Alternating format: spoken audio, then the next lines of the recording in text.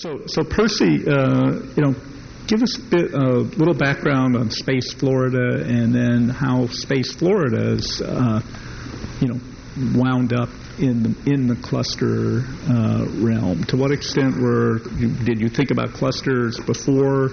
Mark, it's kind of interesting. Space Florida is itself a cluster economic development organization as a special district of the state of Florida focused on aerospace and the aerospace supply chain. We operate a commercial spaceport, so as Peter Diamandis talked about SpaceX and Elon Musk, we're actually working with Elon Musk in SpaceX. We're working with Richard Branson and Virgin Galactic. We have taken over the shuttle landing facility.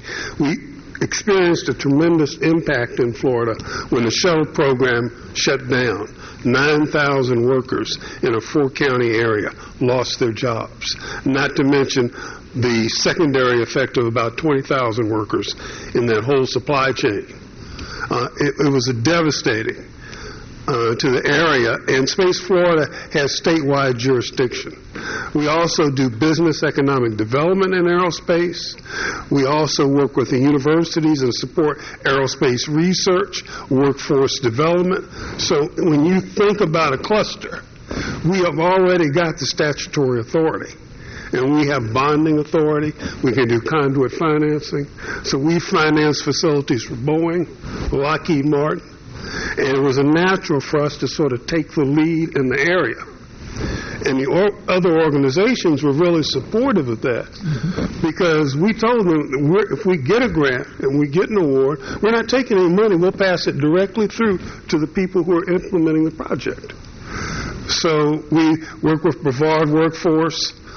We work with the Space Coast Energy Consortium, and we work with Technological Research Development Authority and put the proposal together. And it was to develop a clean energy cluster to take advantage of the applied technology and energy that exists at the Kennedy Space Center with NASA, and to really develop that cluster around NASA. And it's really worked amazingly well. It's provided a positive input into this community. It's made them somewhat patient as we brought more companies into the area. We've networked and brought collaborations both in the Central Florida region but around the state and even outside the country with other clean energy groups.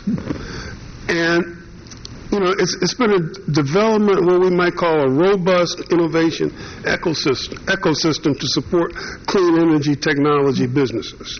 And we've had some successes. And I'll be honest, we've had some failures. Yeah.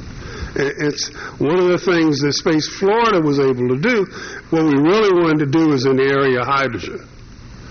But to give you an example of the impact, Secretary Chu at the Department of Energy didn't think hydrogen was a very positive way to go. So funding for hydrogen research sort of dried up under his administration at the Department of Energy. Meanwhile, we invested $400,000 of our money to do a feasibility study, plus we supported individual companies who are doing hydrogen technology anyway.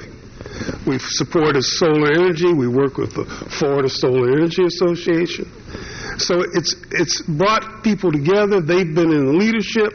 We've coordinated. And it's worked out quite well, but you've got some negatives. This concept, I don't know how many are aware of I call them RPSs, Renewable Portfolio Standards, which is a requirement that state legislatures put on their utilities to buy renewable energy. I think 30-plus states have adopted the portfolio standards. Unfortunately, our state legislature is one of those that has not adopted it. That could have been helpful. That would have provided an incentive. And we tried, but it just wasn't going to happen.